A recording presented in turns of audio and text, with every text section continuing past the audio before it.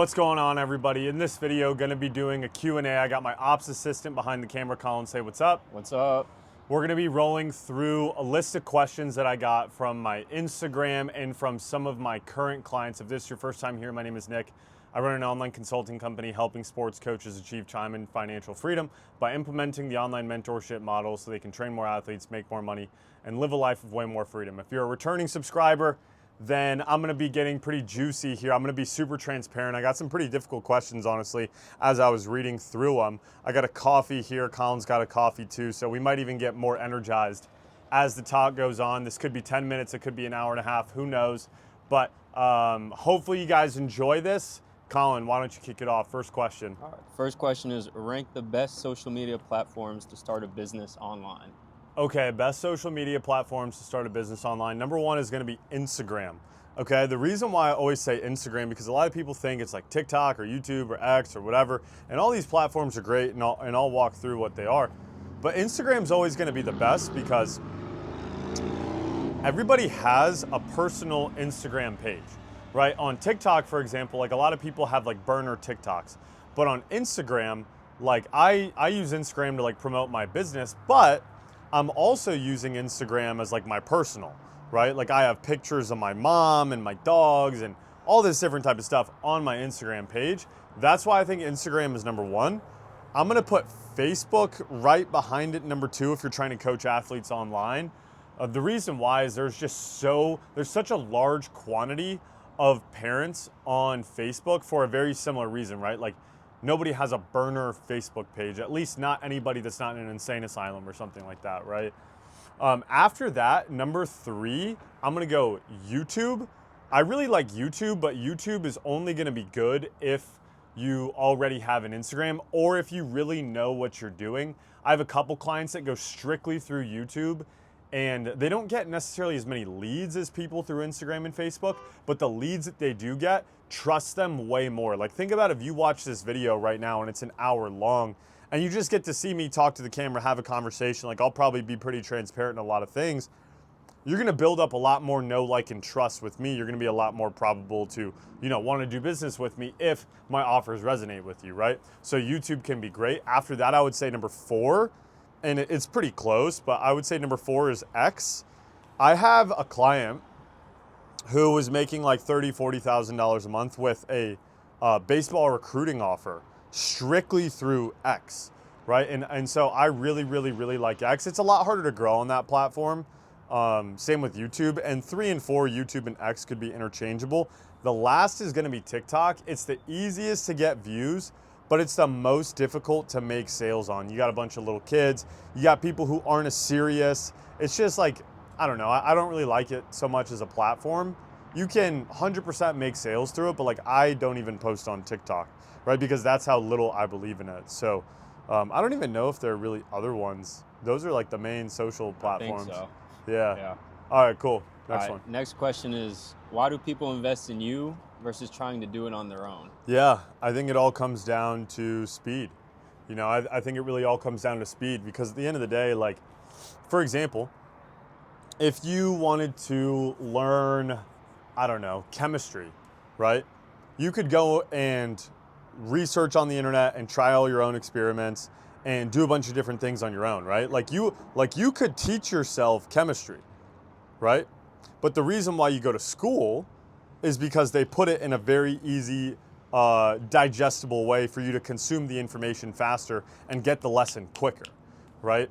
So when it comes to like online coaching, like specifically what I do, or any sort of information type of product, you're paying for speed. You're paying for the fact that I've worked with hundreds of people at this point, and I've already went through a bunch of the trial and error myself, plus all the coaches that I've worked with, plus all the people and mentorships and everything like that I've paid for, and I'm giving it to you with a bow on it, nicely packaged up, customized for you with a one-on-one advisor. Are you gonna go way faster than if you were just to, I don't know, let's say watch a bunch of YouTube videos? Like if you didn't, there would be something very, very wrong with you, right? Right? At the end of the day, you're always going to go faster with help than without it. So, most people, they have this conception that like, oh, I can just do this on my own. And whatever it is, right? Whatever it is, like you can teach yourself how to ride a bike, but are you going to learn how to ride a bike faster with somebody who's already ridden a bike and taught a bunch of other people how to ride a bike? The answer is probably yes, right? So it's not so much like a lot of people have this completely misconstrued that if they think that they can do it on their own, that they shouldn't invest in mentorship. I think the best people to invest in mentorship are the ones who think that they can do it on their own, because the mentorship is just going to help you get there way faster, right? So let's say you pay a few $1,000s for a mentorship program, and our program costs more than 5K, but let's just say our program was 5K, right? And it took you a year of trying on your own to make your first $5,000 a month coaching athletes online.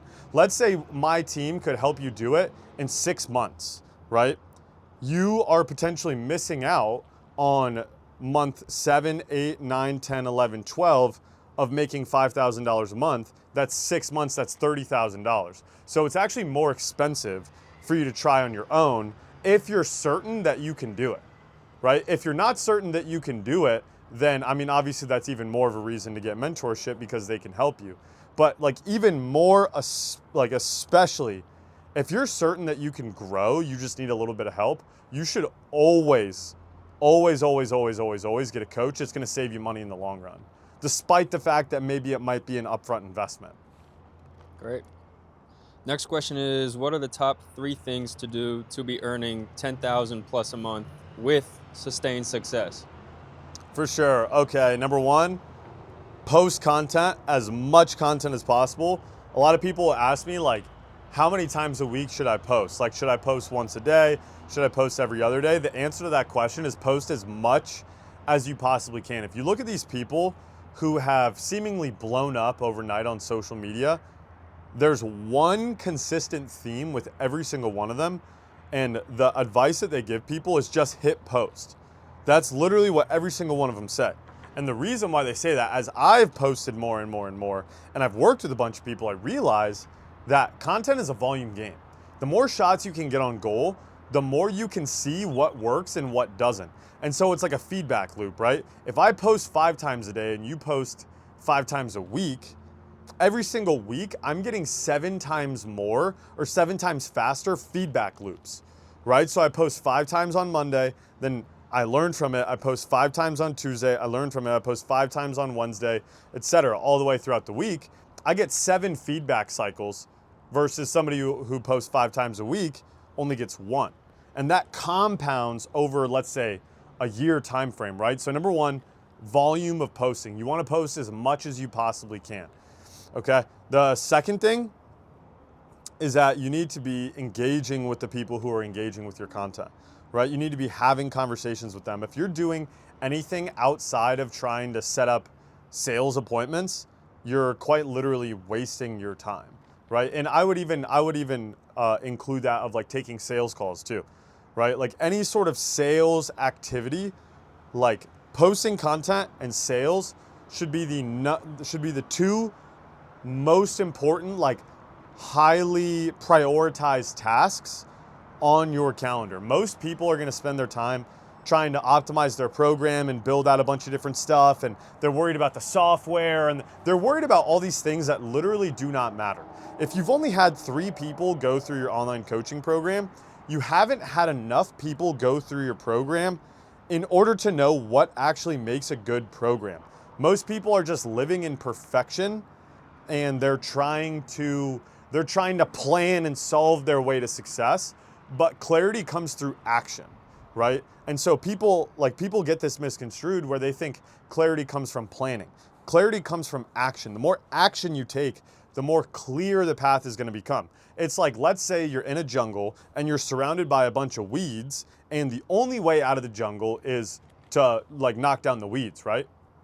What most people are doing is they're sitting there and they're like, okay, well, what happens if I go this direction straight and then I run into a booby trap and then I got to take a ride around this tree? And it's like, you don't even know what's on the other side, right? You don't know.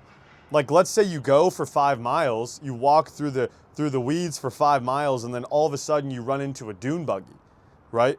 You don't know that when you're starting. You're going to have more resources, more information and more certainty in the direction that you're going, the further along that you go. You have to take action in the face of uncertainty, which is why most people are not posting and doing sales activity, right? The third thing would be spending time with your athletes, right? In that order. If you can get somebody on your program for free, like let's say you're just starting out, the more time you can spend with them and figure out what's actually going to work for them, rather than building out an entire infrastructure of your program, like that's going to be a way better usage of your time, right? So number one, make as much content as you possibly can. Number two, do as much sales activity as you possibly can. Reach out to people that engage with your stuff. Spend all your time in the Instagram DMs. Like, take as many sales calls as you possibly can. You need repetition if you're not making $10,000 a month consistently, right? The only way to make $10,000 a month consistently is just sell things to people for money and do it relatively consistently, right? The biggest thing that holds people back is just their belief systems. Then obviously number three, spend time with your athletes. That's the least important at this stage because we just need more users, if you will, to come through and validate that what we're doing is correct. And if we need to change it, we're gonna know that through data, not just by guessing or how we feel. Great. Next question is, what is the biggest stopper of momentum? Yeah, biggest stopper of momentum is all or nothing thinking, right? A lot of people, they get it misconstrued that they need to be perfect. And so if they're not perfect on their diet, for example, like they're gonna stop, they're just gonna go completely off the diet, right? So I'm talking to one of my boys who's like probably the most jacked, natty dude that I know. And yeah, it's Colin. Appreciate it. I'm talking to one of my boys who's like probably the most jacked, natty dude that I know. And he is telling me like, you know, whenever he comes off of his diet a little bit, like he has like, let's say a cookie or a piece of cake or something like that, he'll have like 40 of them, right? Because he's got in his mind that he needs to be perfect in order to be validated. And so as soon as he's not perfect, it's binary in his mind, right? He's not perfect. Oh, I'm not perfect. Therefore, I'm just going to eat everything, even if he's not hungry, right? He's just validating this belief that he has in his mind that he needs to be perfect. And if he's not perfect, then he's, you know, worthless or less than or not enough or whatever, right? So as soon as he comes off that diet, he's like, oh, I'm not perfect. I'm worthless. I'm not enough. And then just totally binge eats, right? So it's the same thing with like, let's say online coaching. You'll post every single day. You'll have a lot of good momentum. And then like, let's say a couple days go by and you don't post. A lot of people will be like, oh, well, I already broke the streak, so I'm just not going to do it anymore, right? Which logically doesn't make any sense, but it's the story that a lot of people tell themselves, right? And it's consistent across any channel of life, right? Any vertical in life, people fall victim to this all or nothing thinking. They're trying to be perfect, and because they're trying to be perfect, they forget to be consistent, right? And the more you zoom out, the easier it is to be consistent, right? If I want to be consistent over a year, I don't need to be perfect 365 days in a row, right? I can go to the gym 3 times a week for an entire year, and that's pretty consistent, right? So a lot of people think like they think way too short term and they think way too much in perfection, and so they fall off the wagon. Great. Question number 5 is, do you need an LLC to coach online? No, you don't. Simple enough. Nah, I mean, you don't need an LLC. A lot of people tweak about that because they think like, oh, to start a business, you need an LLC. And yeah, 100% like an LLC can help you. And it's really just for like tax and legal purposes. Like in case anybody's going to come after your business and sue you, then you can protect your personal assets from the business, right? So if you're making literally $0 a month online, no, it doesn't make any sense. This is not legal advice. Just want to put that out there. This is not legal or financial advice, but no, you don't need one. Great. And then next questions for the future. What are your long-term business plans outside of just coach? Yeah. You know, I used to try and construct my future step by step and have like, you know, exactly very clear-cut goals of like what I'm going to do. And as time has gone on, I think I've loosened my grip a little bit on that and kind of been a little bit more open to what the possibilities are. I know that I'm called for something gigantic. I know that I'm called for something to make an impact on millions of people's lives. I don't know what that is. I know that I'm going to write a book and that I'm going to speak on stages and that I'm going to be like a public figure. Do I know exactly what that vertical is going to look like or what my next business is or anything like that? Absolutely not. Like, I'm just trying to stay focused in the day-to-day, and then I'm just letting God take care of the rest. So I'm not thinking so long-term or being so rigid about what my goals are now. I'm thinking more along the lines of like, what is the identity that I'm being called into having, and who do I have to become along that journey that I'm like being kind of pushed into that direction.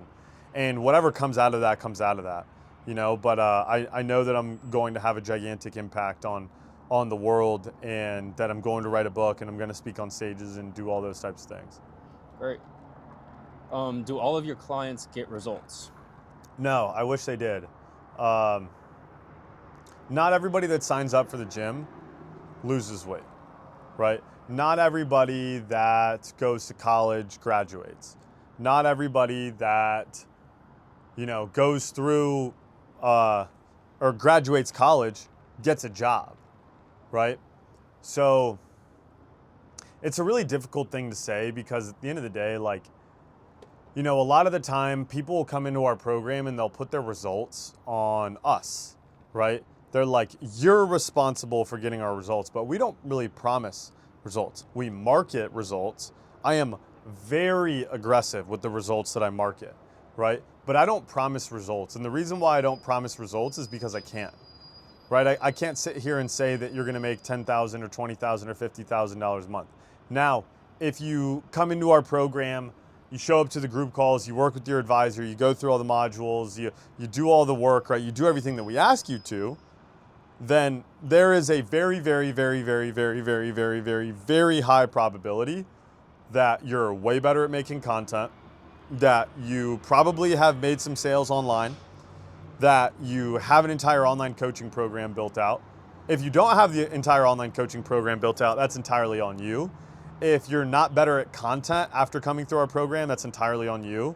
If you haven't made any sales, I mean, that's probably on you too. Or it could just be on us and the fact that like we probably shouldn't have sold you into the program. But to be honest with you, it's like, you know, if you go to class, like in college, right? If you go to class, you study for the tests, you show up, you ask questions, like you're gonna pass, right? Can I guarantee that you're gonna make $10,000 a month online? No.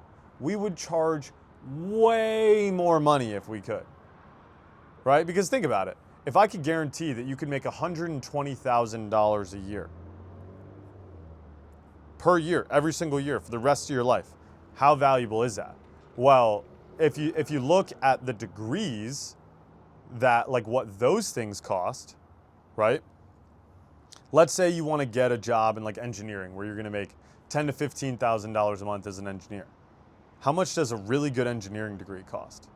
A couple $100,000, right? 200,000 to 300,000, and then if you include a master's, like it could even be more, right? So, I mean, even at the end of the day, they're not even guaranteed a job out of that, right? So, I guess like obviously I'm trying to handle your objection, or whoever asked this, your objection of like, hey, it's my responsibility to get you results. Like, no, it's not. It's your responsibility to get you results. But at the same time, it's like, dude, it's such a steal. The only reason we don't charge more is because of your own skepticism, right? But we have like really, really good results. So we don't promise results, but I definitely market the living. We'll move on. Next one. What's the most you've spent on ads in 1 month? May 2026, I spent 60,000 USD on ads. This month we'll spend close to 80,000 USD on ads. There we go. Question number 9 is, what coaching program have you invested in that has given you the best ROI? For sure. It was the very first one I ever bought. was $5,000. Shout out Brandon Forbes. He's not even in online coaching anymore. But I knew that I wanted to take what I was doing with online coaching with athletes and sell it. I had thought about doing an agency, but I wasn't 100% sure like what that looked like for me. And I was sitting there, like, I actually got on a couple sales calls with people, and it just didn't really seem like the right fit. I was just like super early in the process, didn't consume any information. I was a pretty unqualified lead, to be fair. And then I ended up buying a coaching program because I got hit with a follower ad saying, hey, if you want to start an online coaching business, then give me a follow. And then immediately after that, I got hit with an ad saying, hey, if you want to learn how you can start an online coaching business, then check out my YouTube where I'll show you exactly how to do it. And then I went to his YouTube channel, watched the whole video. It was basically a breakdown of his program and how it worked. He dropped the price, said it was $5,000. And I was like, all right, whatever this guy just did to me, I want to learn how to do to other people, right? And that's why I bought that program, because I was like, whatever this guy is doing with his marketing, I need to learn how to do that. Because up until that point, like I had already grown a business to like do over $250,000 in a single year. Like we were doing like $30,000 a month coaching baseball players online. Like it's not like I was some like idiot, right? Like I was actually like pretty competent. From my very first business venture, I made $250,000, right? Like it's not like I was dumb. And then I get hit with these ads and I'm like, I need to learn how to do that. I'm gonna pay this guy. I paid it. They allowed you to get started for $250 a week, or you could pay it in full for $4,000. I was an idiot and put $250 down, even though I had plenty of money in the bank to be able to pay for it. Like it wouldn't have even been a risk at all. And but I was just scared, right? I was just so scared of spending money, and I had such a scarcity mindset around money. Around like, you know, like I would go through, like I remember this, I would go through like poor neighborhoods and I would be afraid to get robbed because I had never had this much money before and I felt like I had something to lose. And I've never said that to anybody before actually, but I was thinking about it last night, where it was the first time that I felt like I had something to lose, you know? And I had such a scarcity mentality. Like I had built up, like I probably had like 60, 70,000 in the bank or something like that at the time. And, you know, I was so afraid to lose it. I had gotten there strictly just running from my 9 to 5. And then I looked up and I was like, oh, wow, like I'm actually not in a terrible position right now. And then, and I was, I don't know, maybe like 25, maybe I was 26. I was pretty young. And, then I see this guy who's like marketing on social media how to do an online coaching program. And so I buy the program, put $250 down, get in. First month after joining the program, I did, I want to say 4,500. And then the next month I did 9,800.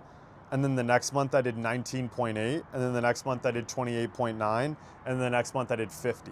That was in February 2024, was my first $50,000 month. So I spent $250 down to get those skills. And then I did 20K pretty much 2 months later, and paid off the rest of the program early, because I was like, yeah, why not? Like, why don't I just pay off the rest of the program early? Who cares? So the reason why that was the best ROI is because it taught me the foundational skills that I could then build on, right? Those skills that I learned, you can only learn them once and they're invaluable. Like since then I've bought, you know, $15,000 coaching programs. I'm in a $36,000 a year mastermind. You know, I have a mindset coach that I pay, you know, 5 figures a year. I have, what else? I don't know. I've just bought a bunch of stuff, right? I've paid all the guys that you see, like all the biggest advertisers on social media. For the most part, I paid them just because I wanted to see like what they knew. And the best one that I could have ever bought was that first $5,000 coaching program, because I'll never be able to relearn those fundamental foundational skills. And it taught me that when I bet on myself, when I invest in myself, that I therefore become a more valuable asset and I'm increasing my capacity to earn. Like if I ever make less than $50,000 a month in my business now, like I don't even know what I would do.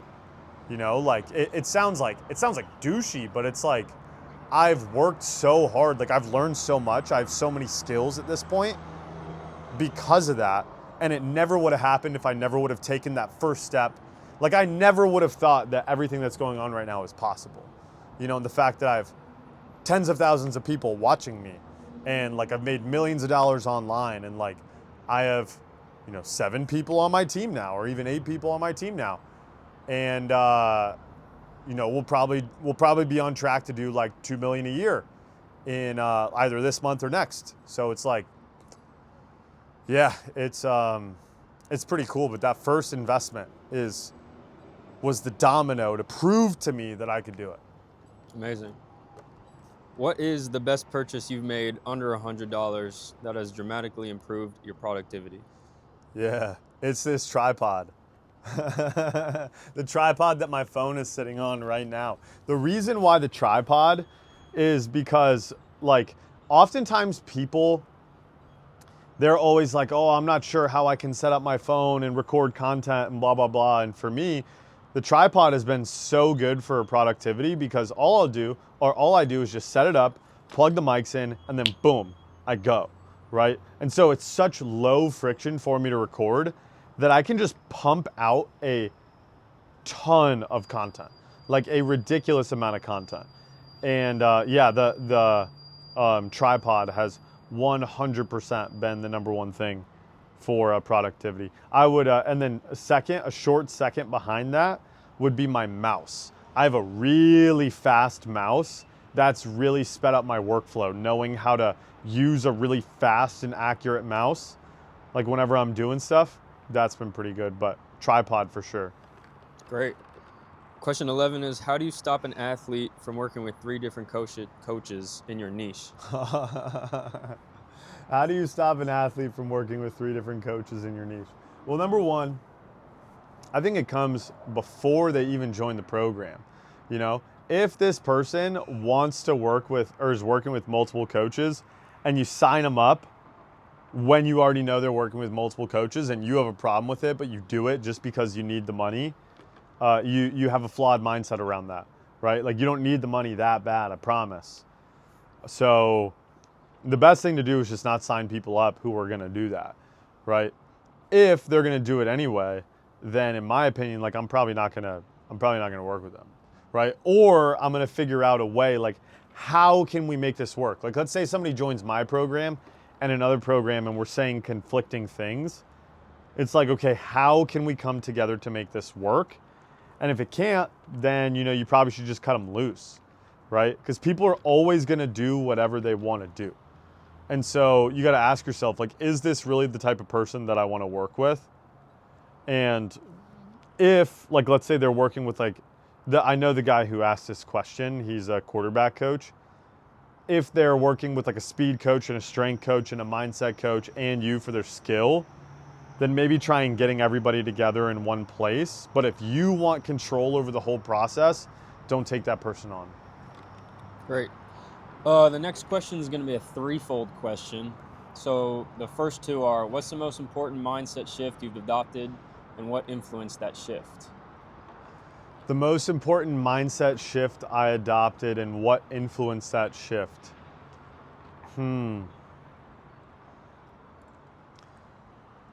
Okay.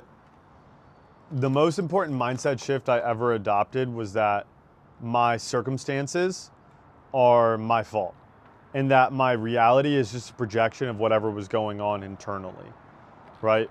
A lot of people, they want to blame external circumstances for the reason why they're in whatever situation that they're in, right? Oh, it's harder for me to make sales online because I have a kid and a full-time job. It's harder for me to get in shape because my job is tiring, right? Like you are 100% justified in saying those things, right? It's 100% harder for you, but how does that belief serve you? It doesn't. So when you start to realize like, hey, I can reframe my mindset to make these things work for me and I can take accountability and change my internal state and change how I view the world, then as a result of that, my external reality is going to change. But most people are waiting for external reality to change in order for them to change internally, right? And I used to be that way. I was so emotionally dependent on what was happening in my world. And as soon as I started taking accountability and changing from the inside out, that's when I was able to live with a lot more peace. And like things just got a lot better in my life. And then the third part to that question is, was there any mindset shifts that unlocked your business specifically for you? Yeah, in terms of business, relinquishing control, you know. Yeah, I'm gonna share this story. When I was in college, I took shrooms a couple times, and I remember being in the car with one of my friends who was driving, and I was sitting in the back seat, and I was tripping balls. And keep in mind now, like I'm sober, right? I'm sober now, but I was tripping balls. And all of a sudden, he turns the car, and I'm in the back seat. He turns the car, does a U-turn, but it felt like I kept going. So I felt like I was turning in a circle for like what seemed like a minute, which was like a really long time, right? And in that moment, it just clicked for me. I was like, I need control, right? I need control. And it was the first time that it was ever brought to my attention. And I kind of just like buried it deep down, like I never did anything with it. And then, my business has been kind of floating around, the $1 million a year range. Sometimes, we'll do more, sometimes we'll do a little less, but about $1 million a year now for, I don't know, like a little bit over a year. And the biggest reason why was because I could never relinquish control, right? I always wanted a hand in every single thing that happened because I was so emotionally attached. My identity was so attached to the outcomes that I was generating. So in order for me to feel worthy, I had to make a certain amount of money.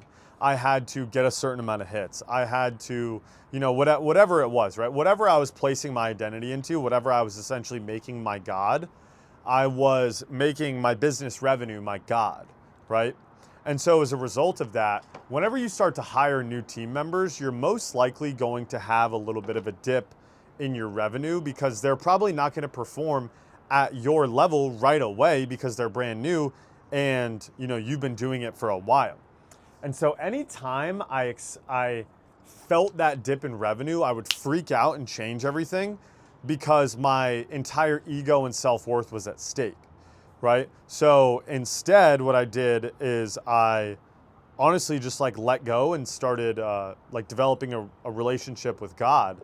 And I was never religious or spiritual at all until towards the end of 2025 when I kind of just had like a literal come to Jesus moment.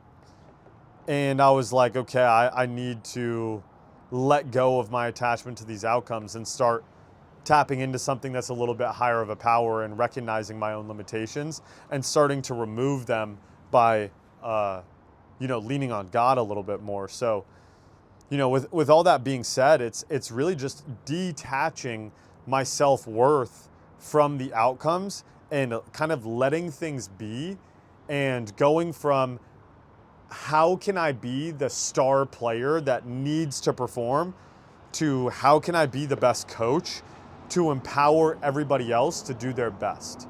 And that's really been huge for me because, up until 50 or even 100,000 a month, you can be the one who does everything, right?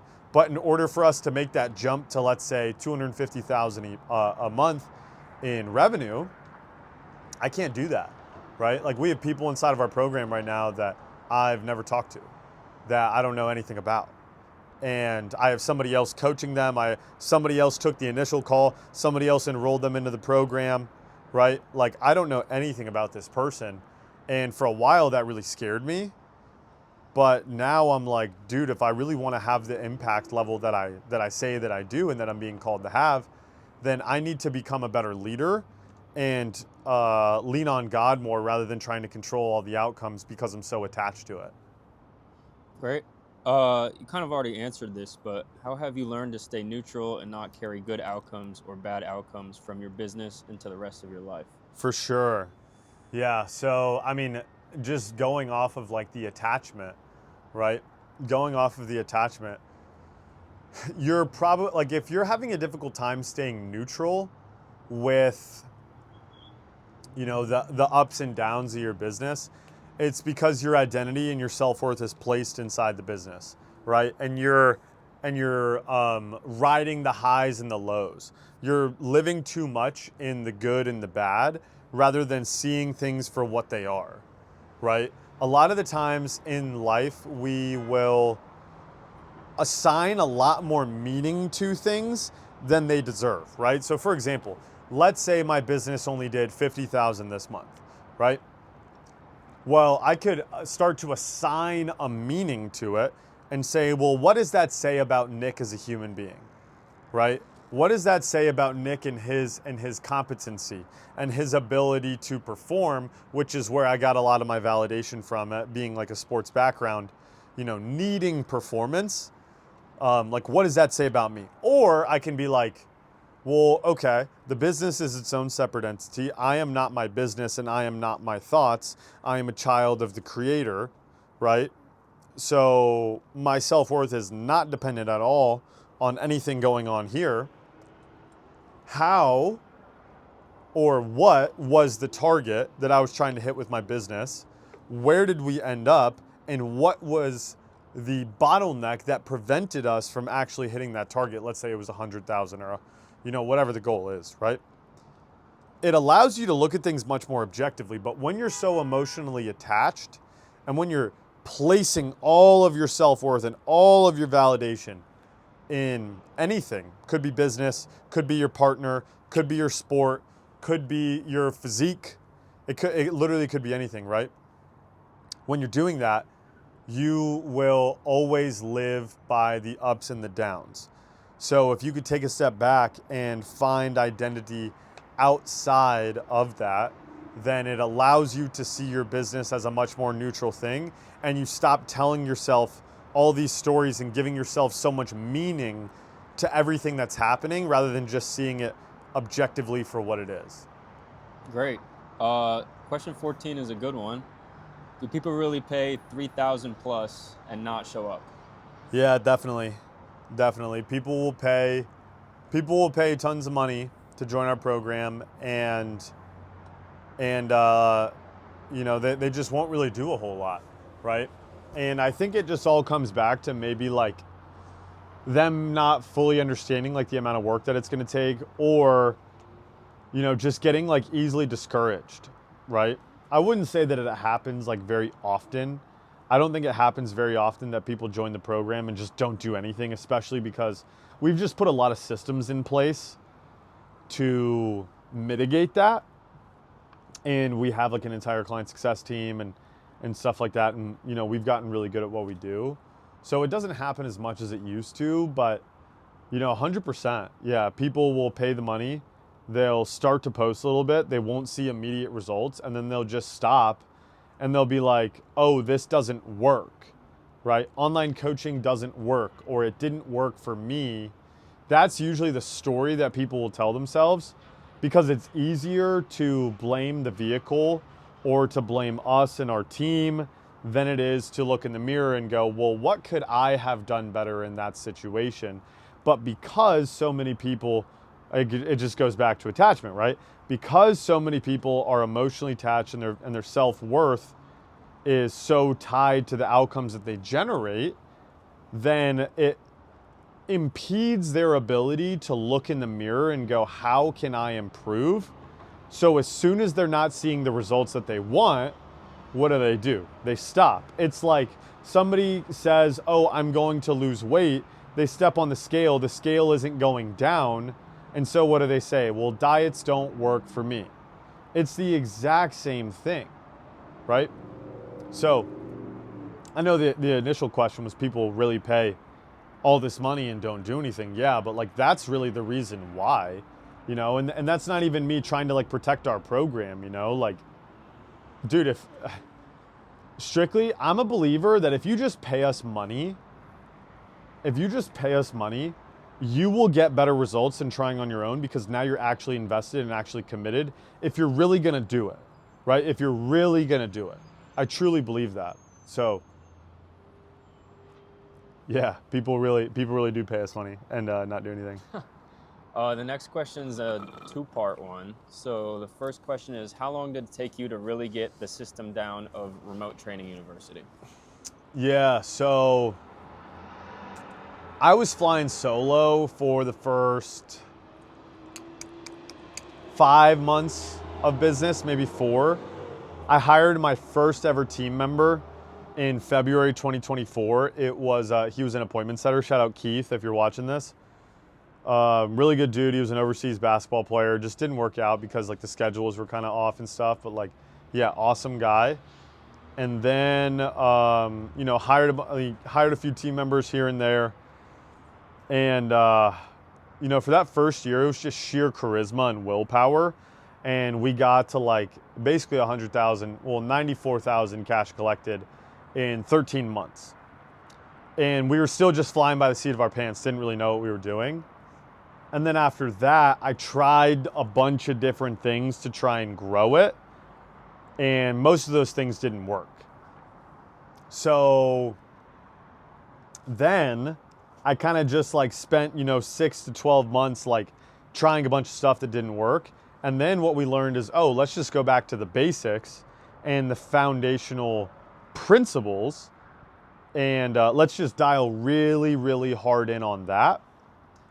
And so I would say like within the last maybe like 6 months, we've gotten really, really, really good at getting our clients results, like really good at getting our clients results. So it probably took about 2 years, to get everything really, really dialed in. And then, you know, it's still an ever growing process. I've had to change my marketing funnel a couple times, and I've had to like rebuild sales teams as a result of it. So I've, you know, built our sales teams out a couple different ways. The most recent way I think is the best way that I've built it out, and our marketing funnel now is the best that it's ever been. So, you know, I wouldn't say that it's a finished project, but I would say 2 years before I was very confident in like, okay, like, yeah, this is what we're going to do, right? And I see the future of how this is going to grow. And then the second part to that question is, how about SOPs, so standard operating procedures, and team trainings? Yeah. I mean, those are still kind of being built out, but we have a couple coaches on staff now, and we're probably going to hire a couple more here pretty soon. And, you know, when I hired my first coach, like inside our program, we didn't really have any SOPs or team trainings or anything like that. Now, like, we have a pretty good idea of how long it's going to take somebody to ramp, how many clients like they can take on at like their theoretical max, how long it's going to take a sales rep to ramp up, things like that. So I had a pretty good idea of like the sales team maybe like a year and a half ago of like what it was realistically going to take. But like multiple coaches and stuff like that, we didn't really figure that out until recently because we didn't really need to. But now we got a couple coaches and we're looking to hire a couple more. But that really just took like hiring one more coach. It really only took 2 months to kind of figure out, you know, okay, like what does this look like, and maxing out our first coach, and you know, really just reverse engineering the math of like, okay, how many calendar slots do they have? On average, how many calls do people book? What does that look like? How much time do you spend on messages? Things like that. Great. So 3 more questions left. Next one is, how do you handle hiring for online coaching, and what/who should I hire first? Yeah, okay, so hiring for online coaching, the first hire that I see people make typically is like an appointment setter or an assistant coach. Or you could, it, depending on your content, could be like an editor, right? So the way that I like to look at it is like, okay, what are the things that bring me the most energy, and what are the things that drain my energy? And anything that's draining my energy, that is taking up a lot of my time, those are the things that I'm going to delegate first. For most people, that's going to be appointment setting, right? Actually messaging people on Instagram. That's usually the first thing. The second thing that you're gonna hire, most likely, is a coach to help start taking on your athletes, right? In my opinion, you should have like a couple coaches and taking all of your sales calls on your own before hiring somebody to take sales calls, right? So appointment setter, 2 coaches, maybe a content assistant or like a social media manager or something like that, and then hire out a sales team. That's kind of the process that I see. If you hate sales, I would say it's probably because you suck at it and you need to get better at them. But if you absolutely need to, you can hire that out and keep fulfillment. But most people are much better off holding on to sales as long as they possibly can, and then delegating the coaching, appointment setting, and editing. So that way all they're doing is making content and then taking sales calls. And then eventually all you're doing is making content and managing your team. Second to last question, how do you handle growth at scale? Because for most people, it seems overwhelming. Yeah, for sure. Well, number one, you gotta let go of the need for control, right? If you try and control everything, then you're never gonna let yourself grow. The thing about it is like, you don't really have any control in your business, but you think that you do, right? You can influence the direction that your business goes, but at the end of the day, you have much less control than you think you do. So you have to surrender that control and allow yourself to live in the chaos, right? You have to allow yourself to live in the chaos. Most people are trying to plan out and map out every single little step, and it's something that kept me stuck for a long time. As I'm scaling more, I'm realizing that like it's not so much about me doing everything, it's about figuring out who can I put in place to take care of these tasks to keep the business running, so that way I can focus on needle moving activities, right? So you have to be okay with letting things burn, right? Like for example, I want to rebuild our program, or I want to build out more modules for our upper level scale clients, or I want to recreate our internal trainings. I want to create more SOPs. I want to standardize our documents. I want to, there's like so many different things that I want to do, but I'm like, all that like just has to burn. Like, what is the number one most important thing that I need to be focused on, and then focus all of my attention on that. Anything outside of that is just a like total waste of your time. So you got to relinquish the need for control and be okay with the chaos. You have to have your internal state be regulated enough to where the chaos going on around you doesn't affect you. If you're affected by the chaos going on around you, you're going to make emotional decisions. You're going to be a roller coaster. Amazing. So last question of the day is, how does somebody raise capacity when you start taking more clients than you can currently handle? For sure. Okay. So this is a framework made famous by Tim Ferriss. He wrote a book called The 4-Hour Work Week. The first thing that you're going to want to ask yourself is, what in this process can I eliminate, right? What in this process can I eliminate? Because a lot of the time, we are doing things that just quite literally do not matter. Oftentimes, people think that solving problems is always rooted in more. Most of the time, it's from removal, right? Addition by subtraction. So that's the first thing. Can I eliminate anything? The second thing is, can I automate anything, right? What can I automate about the onboarding process, about the client journey, about the check-ins, about this and that, right? That's going to allow you to take on more, because number one, you're not doing as many things that don't matter. And then number two, you're automating all the things that can be automated. And especially with AI, like there's a lot more things that can be automated than you might realize. And then from there, it's delegate, right? And then the last one would be like procrastinate. Like, do I need to do this right now? But from there, you need to delegate, okay? So if you want to take on more clients, if we use the framework that I went through before, usually sales calls are the highest leverage thing that you could do. Sales calls and making content. So from there, once you've maxed out your capacity of how many clients you can take on, or at least gotten like 80% of the way there, then you need to start looking at, once you've already eliminated and automated everything that you possibly can, then you're going to take on, another coach, right? And you're going to start offloading clients onto their plate.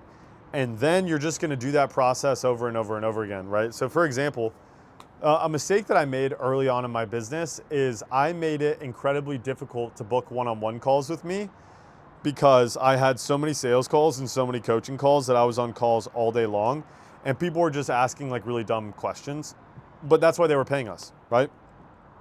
What I needed to do was increase our price point and hire a coach, right? Because we just had too many people coming through the program that we probably could have been charging double, taking on half the clients, got better results. I could have focused more of my time. Like, I don't know. It's just a huge mistake that I made. You need to try and maximize the price that you could charge on the front end. Get as much as you possibly can on the front end to get the highest quality clients who are the most committed. Max out your capacity from there, and then you can hire on a coach, right? Eventually, and I know the guy that was asking this question, like if your goal is to make 50,000 or 100,000 a month, because the guy who asked this question is doing like 20, 25K a month. If your goal is to make $50,000 or $100,000 a month, you're not going to do it alone, right? You might have this conception that there is some world that you can do it alone, and maybe you can, right? Maybe, like, I do have a client who is making $50,000 a month as a one-man show. He's super busy. So if you want to increase your capacity, the main thing that you're going to want to look at, because everything that I'm saying is just a guess, but the main thing, like the tactical takeaway, is you're going to want to scale your business as far as you possibly can until it breaks, and then solve for that problem. But keep your foot on the gas and keep going at that same pace, and then solve for that problem, and then you can keep growing, right? So you don't even know what the real bottleneck or the real capacity issue is until you're there. So by sitting here asking yourself, like, how can I prepare to take on more clients? Like, you're just solving a problem that isn't even real yet. And like, let's say you can get all the way up to 40 or 50,000 a month without any help on the coaching side. Well, you're gonna have a lot more financial resources to go out and solve that problem with money, right? You can solve that problem with money and hire somebody onto your team who can take on a bunch of people and pay them really good, 5, 7, 10,000 a month to take care of all the fulfillment. Then you can focus more on acquisition and fill them up, and then they can build out that department. But you don't even know what that looks like because you're not there yet, right? So try and break the current system, solve for the problem, and then continue to grow from there. Try and break it again. That's really how you grow a business. Most people are just afraid of the business breaking and things going wrong because they're so emotionally attached to their business that they're like, oh, what happens if this client has a bad experience and they say bad things about me, and what does that say about me? Like most people's problems are strictly emotional, right? Me included. So yeah, I think that's it. Those are all the questions we got. Yeah. Any last comments or anything? No, I mean, that was sick. Hopefully for anybody that's watching this, that was super valuable. If you guys want me to do something like this again, or if there are any questions that I missed, go ahead, leave them in the comments section, or just DM me directly on Instagram. If you're a coach and you want to coach athletes online, you want to grow, whether you're starting or you want to scale past $30,000, $50,000, $100,000 a month, then we can help you out. Check out the link in the description. Either way, I'll catch you guys in the next one. Peace.